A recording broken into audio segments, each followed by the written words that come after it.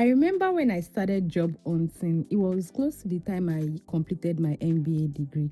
I felt the pressure to be visible online, that pressure to get noticed by employer, and that pressure to stand out. So I started a LinkedIn series. I called this series Things I am currently working on as an MBA student trying to secure a marketing role by September. And every week, I showed up and shared exactly what I was doing. I shared the challenges, the small wins, and everything. And before I knew it, people started engaging. I got complete strangers that sent me job adverts, and people were genuinely rooting for me.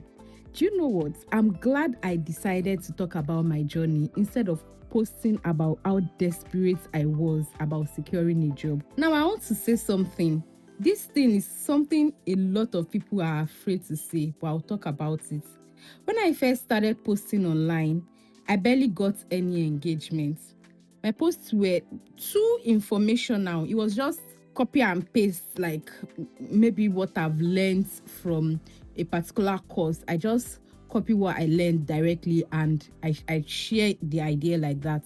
I was not sharing my process, and that was where the issue was. But the moment I started wrapping my knowledge around personal stories, around storytelling, everything changed. People could relate then. It now feels like I'm talking about marketing, but infusing story inside, like sharing my understanding, my point of view, things like that.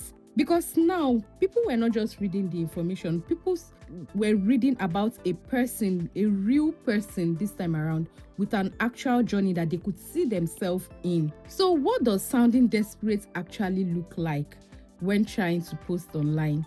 Because it's not always obvious, honestly. It looks like posting emotional content, like begging people to employ you. You know those kind of posts that you say, "Oh, I'm out of job." This I'm not saying people should not be emotional online, but let's be honest, it doesn't get you the right attention. It gets you empathy from people. Now, how do you actually market yourself online without sounding desperate? Here is what has worked for me, and I believe it's also going to work for you. Number one, document your journey in real time. You don't need to have everything figured out to start showing up, but you need to talk about what you are currently working on. And I know it can sometimes be difficult, especially when you are trying to work behind the scene. But you need to constantly talk about what you are learning, because it helps to refresh your brain. When you talk about what you are learning, it helps you to see things from a different perspective. Talk about the challenges you are navigating, because people connect with the process and not just the polished outcome. The second one is to show evidence of your skills. Do not just say, "Oh, you are good at something." Show the work, show evidence, show results. Write about a project you've worked on, talk about a problem you've solved, share the result of something you did, even if it was voluntary or personal. You need to always share results, and it can be so difficult to talk about results when you do not make intentional efforts to document these evidences. So here is what I recommend. Have a notepad, have a spreadsheet or something, and every week look at your posts, look at the work you've done all through the week, and try to extract the numbers. Did you move from a tiny bit of point A to point B, or did you even move by 0 point something? Write it down. And these are the things that you will add together to talk about as evidence, and there will be genuine evidence. The third one is to get involved in voluntary activities and talk about them. Trust me, this one is goated, because your experience does not have to come from a paid role for it to be valid. Even every project you do, every collaboration, every initiative you have contributed to is a proof of what you can do. The next one is to celebrate every win, no matter how small. Did you get a feedback from your manager? Share it. Have you just completed a course? Talk about what you've learned.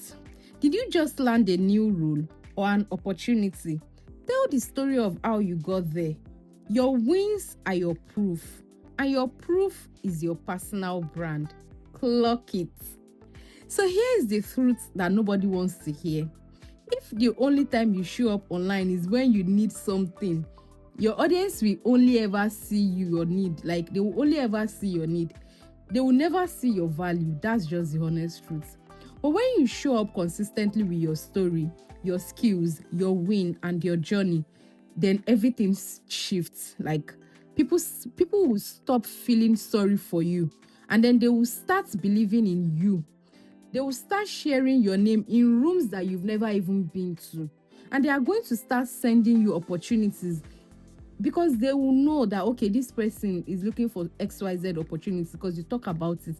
And they'll naturally refer you. And especially when you even talk about your wins and you show your evidence, they will be able to vouch for you even when you've not worked with them personally.